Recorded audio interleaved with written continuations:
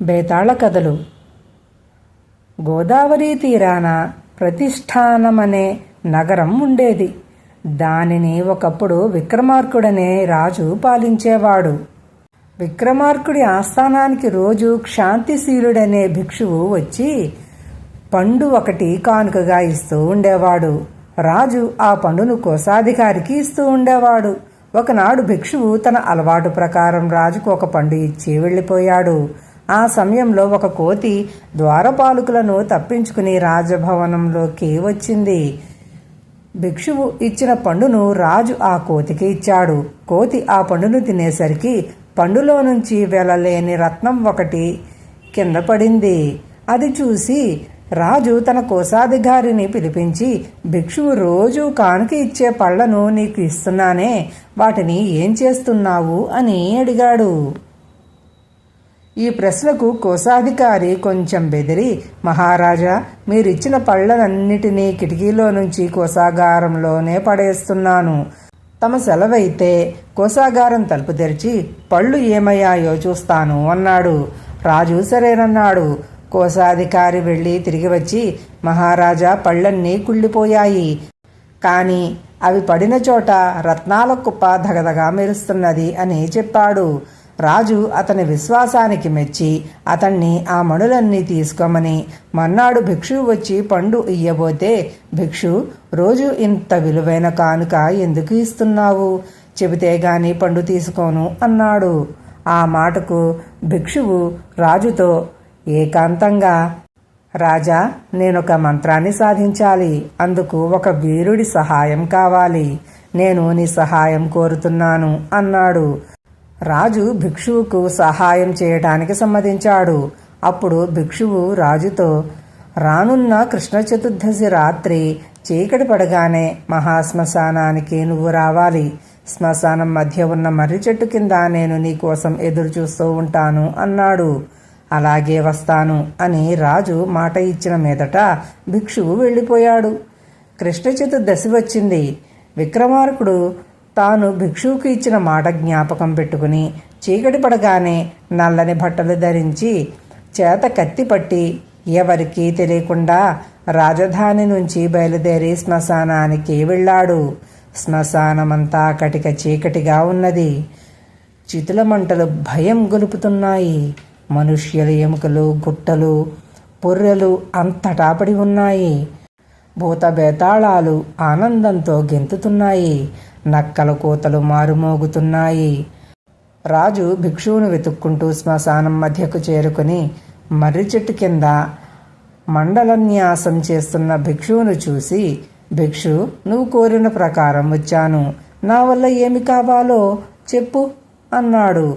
భిక్షువు రాజు రాకకు సంతోషించి, రాజా, దయచేసి ఇక్కడి నుంచి దక్షిణంగా వెళ్ళు. అక్కడ ఒకే ఒక సింసుపా వృక్షం అంటే ఇరుగుడు చెట్టు ఉంటుంది. దాని మీద ఒక పురుషుడి శవం వేళ్లాడుతూ ఉంటుంది. దాన్ని ఇక్కడికి తెచ్చి నువ్వు నా సమీపంలోనే ఉండు అని కోరాడు. రాజు అందుకు సమ్మతించి చితిలో కాలే ఒక కొరువిని ఒకదాన్ని పట్టుకుని దాన్ని దివిటీగా పట్టుకుని దక్షిణంగా వెళ్లి సింసుపా వృక్షాన్ని చేరుకున్నాడు. సగం కాలి కంపు కొడుతున్న శవం చెట్టు మీద కనబడుతున్నది. రాజు చెట్టు పైకెక్కి శవాన్ని కట్టి ఉన్న తాడును కోసి ఆ శవాన్ని కింద పడేశాడు. కింద పడుతూనే ఆ శవం దెబ్బ తగిలి నొప్పి పెట్టినట్టుగా ఏడవసాగింది. దానిలో ప్రాణం ఉన్నది కాబోలు అని అనుకుని రాజు చెట్టు దిగి వచ్చి జాలితో శవాన్ని తడివి చూశాడు. వెంటనే అది అట్టహాసం చేసింది. అందులో బేతాళుడున్న సంగతి తెలియక రాజు దానితో, ఎందుకు అలా నవ్వుతావు? పోదాం పదా అన్నాడు. రాజు ఇలా అనగానే నేల మీది శవం కాస్త మాయమై తిరిగి చెట్టు మీద వేళ్లాడుతూ కనబడింది. రాజు మళ్లీ చెట్టెక్కి శవాన్ని మళ్లీ కింద పడేసి బేతాళ్ళు పూని ఉన్న ఆ శవాన్ని భుజం మీద వేసుకుని మౌనంగా శ్మశానం కేసి నడవసాగాడు. అప్పుడు శవంలోని బేతాళుడు, రాజా, నీకు వినోదంగా ఉండటానికి ఒక కథ చెబుతాను విను అంటూ ఇలా చెప్పసాగాడు. పూర్వం అంగదేశంలో యశకేతుడు అనే రాజు ఉండేవాడు. అతను అందంలో మన్మధుడు. అతను తన పరాక్రమం చేత శత్రువులనందరినీ ఓడించి రాజ్యభారాన్ని దీర్ఘదర్శి అనే మంత్రి పైన పెట్టి అంతఃపురం నుంచి యువతలికి రాక తన కాలమంతా భోగవిలాసాలలో గడపసాగాడు. దీర్ఘదర్శి రాజ్యభారమంతా మోస్తూ అహోరాత్రులు ఎంతో శ్రద్ధగా ఉంటూ పరిపాలన సాగిస్తున్నాడు.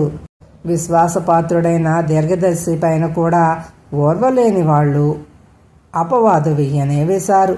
ఈ మంత్రి రాజును భోగ లాలసల్లోకి తోసేసి తాను రాజ్యం అనుభవిస్తున్నాడు అన్నారు.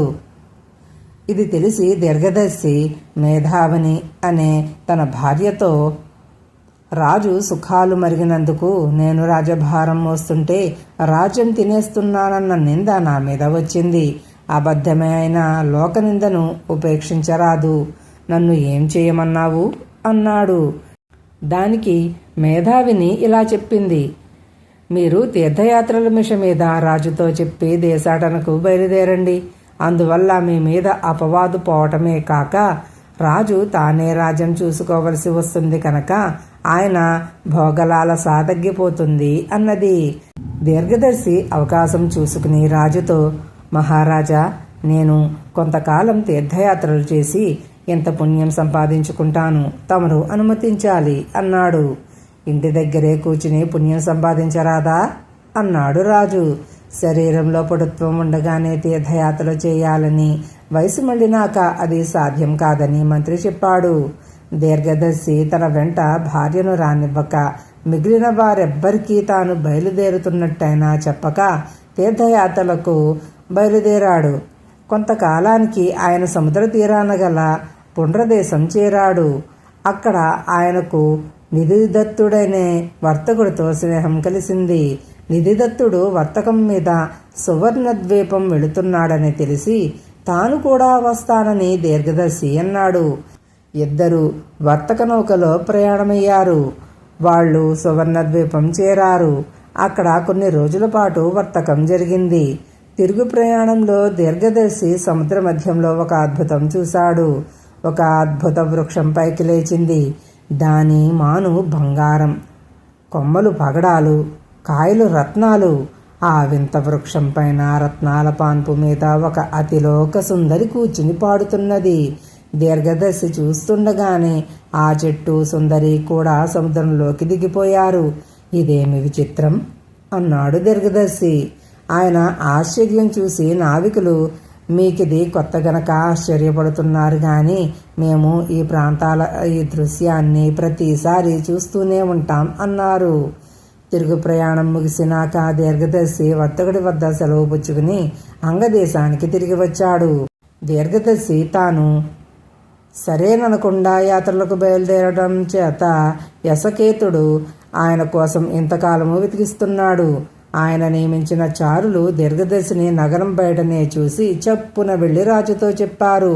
యశకేతుడు ఎదురు వెళ్లి దీర్ఘదర్శిని కౌగిలించుకుని తన అంతఃపురానికి తీసుకుపోయి, ఏ ఏ తీర్థాలు సేవించావు, ఏమేమి వింతలు చూశావు అని అడిగాడు.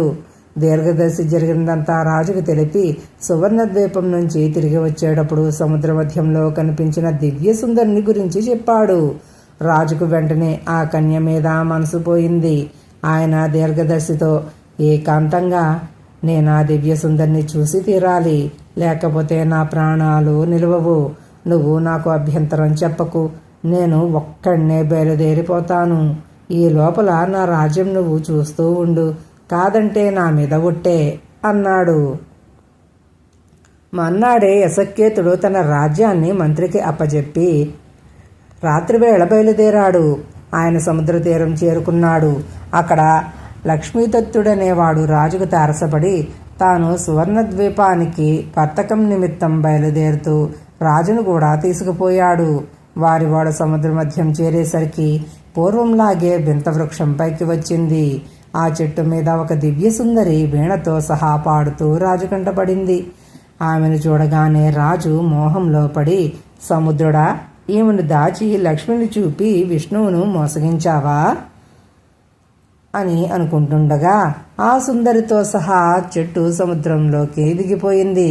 వెంటనే రాజు కూడా సముద్రంలో దూకేశాడు. సముద్రం అడుగున ఆయనకు ఒక మహానగరం కనిపించింది. అక్కడ ఒక్క ప్రాణి కూడా లేదు. అయినా రాజు పట్టుదలతో నగరమంతా తిరిగి ఒక విశాల భవనాన్ని చూసి అందులో ప్రవేశించాడు. అక్కడ ఒక గదిలో హంసతూలికా తల్పం మీద ఆ దివ్యసుందరి పడుకుని ఉంది. రాజును చూడగానే ఆమె పాన్పు మీద నుంచి దిగి, మీరెవరు, ఈ రసాతలానికి ఎలా వచ్చారు అన్నది. సుందరి, నేను అంగరాజును, నా పేరు యశక్కేతుడు. నిన్ను గురించి ఒక మిత్రుడు చెప్పగా విని నీకోసం రాజ్యం వదిలిపెట్టి నిన్ను చూసి సముద్రంలో దూకి ఇక్కడికి చేరాను. నువ్వు ఎవతవు అన్నాడు రాజు. నేను మృగాంగసేనుడనే విద్యాధుడి కుమార్తెను. నా పేరు మృగాంగవతి. నా తండ్రి నన్నిక్కడ ఒంటరిగా వదిలి ఎందుకో ఎక్కడికో మిగిలిన పౌరులతో సహా వెళ్ళిపోయాడు. ఇక్కడ ఉన్న కల్పవృక్షం ఎక్కి అప్పుడప్పుడు సముద్రం పైకి లేస్తూ ఉంటాను అన్నదామె. రాజు ఆమెను తీయని మాటలతో కరిగించి తన భార్య కావటానికి ఒప్పించాడు. ఆమె ఒక షరతు మీద అతనికి భార్య కావటానికి ఒప్పుకుంటూ ఇలా అన్నది, ప్రతి నెల 2 అష్టమి దినాలు 2 చతుర్దశి దినాలు నేను నీ అధీనంలో ఉండను.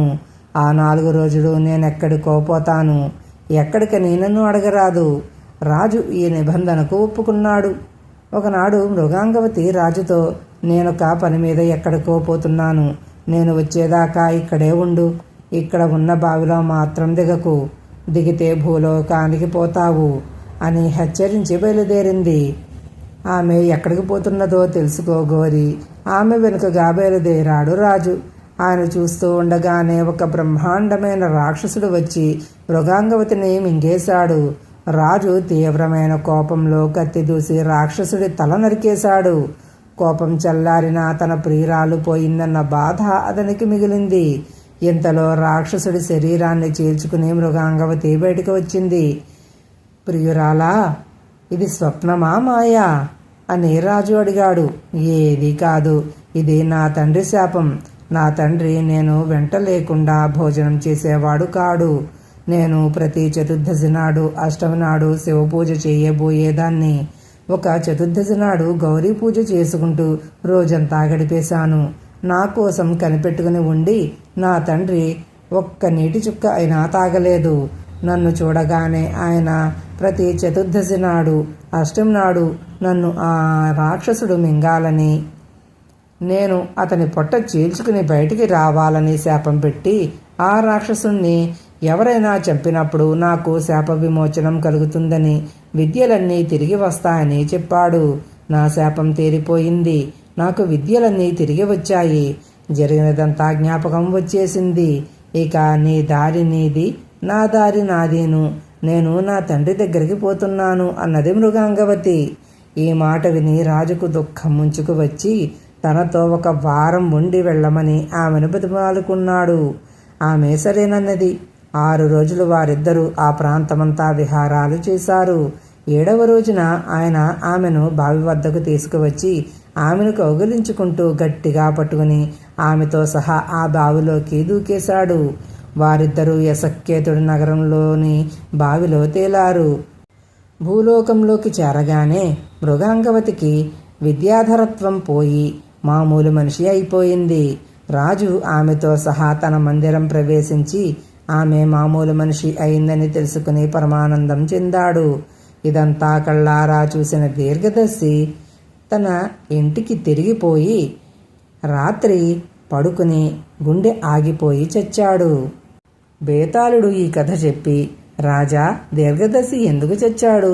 వెళ్ళిపోయాడనుకున్న రాజు తిరిగి వచ్చి తన ఏలుబడికి విఘ్నం కలిగించాడనా? తాను చూసి కూడా పెళ్లాడలేని అందగత్తెను రాజు పెళ్లాడాడనా? ఈ ప్రశ్నకు సమాధానం తెలిసి కూడా చెప్పకపోయావో నీ తల పగిలిపోతుంది అన్నాడు. దానికి విక్రమార్కుడు, దీర్ఘదర్శి చావుకు నువ్వు చెప్పినది ఏదీ కారణం కాదు.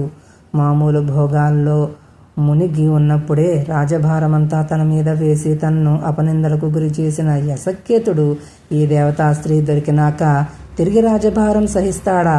తాను యావజ్జీవం అపనిందల పాలుగాక తప్పదన్న విచారంతో దీర్ఘదర్శి గుండె పగిలి చచ్చాడు అన్నాడు. రాజుకు ఈ విధంగా మౌనభంగం కలగగానే బేతాళుడు శవంతో సహా మాయమై తిరిగి చెట్టెక్కాడు.